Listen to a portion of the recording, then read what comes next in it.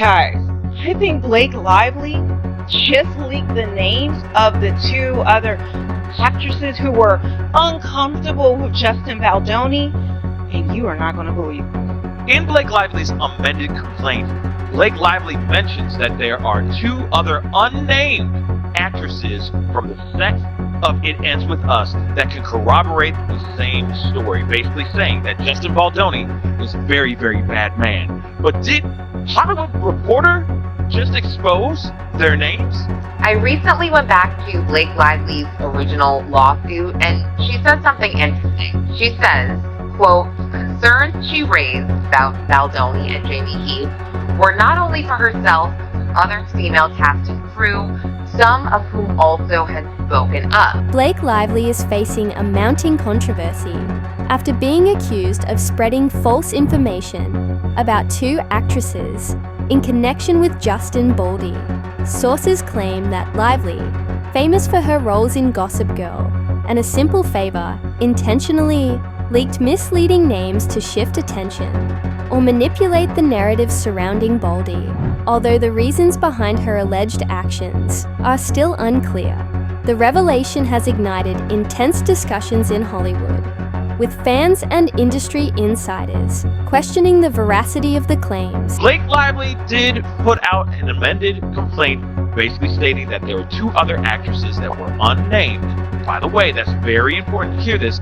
They were unnamed in this complaint that could corroborate her story, basically saying that they are also not only a witness to Justin Baldoni's, I guess, bad environment, toxic work environment on the set of It Ends With Us, but also that they are victims as well. Now, I'm assuming that the complaints that we saw a couple days ago or last week or so that we've all been talking about, the whole internet has been talking about, I'm assuming that those complaints that I feel are fake as hell. This is interesting. So, if other cast and crew members had spoken up and have spoken up about this alleged misconduct, I'm just curious as to why they stayed silent. I mean, especially because this is being played out so publicly. Are they saving it for court? I mean, really, if you've got bombshells and witnesses, you should probably put it out there now, because it's time. So I'm wondering who these alleged women are here that experienced this as well. Blake Lively has reportedly stated in her complaint that several women raised concerns about Justin Baldoni's behavior on set, further fueling the ongoing controversy surrounding the actor. According to sources, Lively is said to have leaked the names of two actresses who she claimed had issues with Baldoni, but those claims were later dismissed as false. Lively insists that her actions were meant to support those who felt uncomfortable.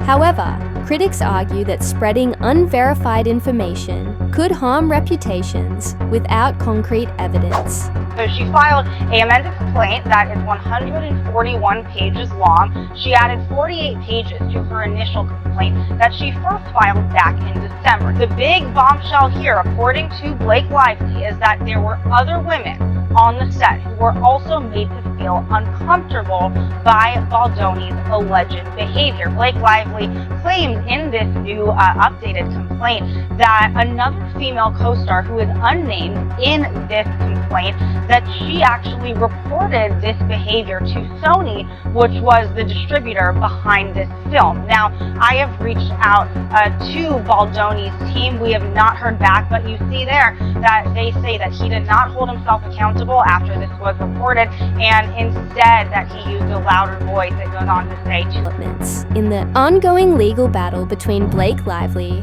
and her It Ends With Us co-star Justin Baldoni have heightened tensions. Lively's legal team requested an extension to file an amended complaint, hoping to introduce new evidence against Baldoni. However, the presiding judge denied the request, stressing the importance of adhering to the established schedule.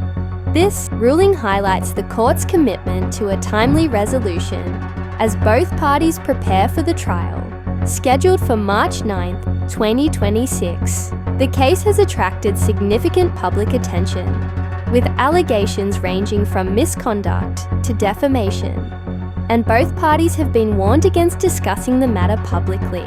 The amendment request aimed to include a statement from co-star Jenny Slate, who has publicly supported Blake Lively, describing the allegations against Justin Baldoni as terribly dark, disturbing, and wholly threatening.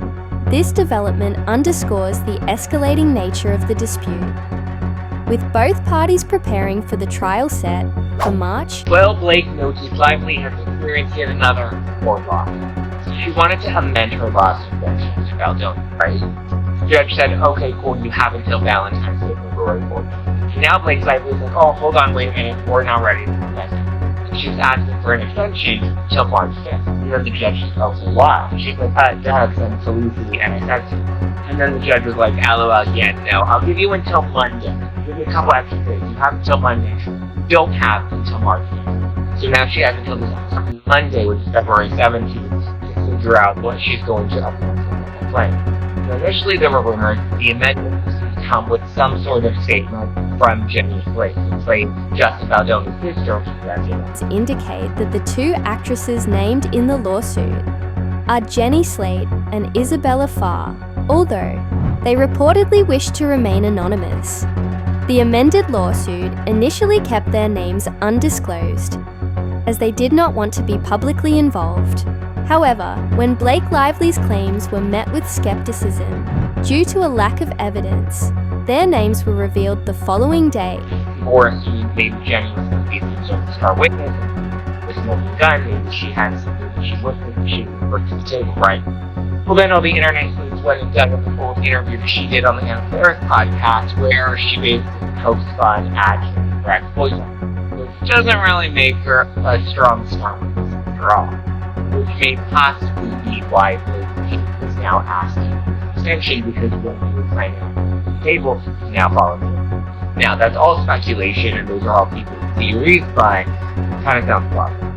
Regardless, whatever Blake Lively's doing, she's not ready to amend her lawsuit. It doesn't seem like she has a strong case. If she has a strong case, why would she need all of this attention? The actresses had reportedly given permission to share their communications, but critics argue that they were unfairly used to strengthen Lively's case and deflect attention away from her and Ryan Reynolds. Sources indicate the two women are actresses Jenny Slate and Isabella Farr, who could not immediately be reached for comment.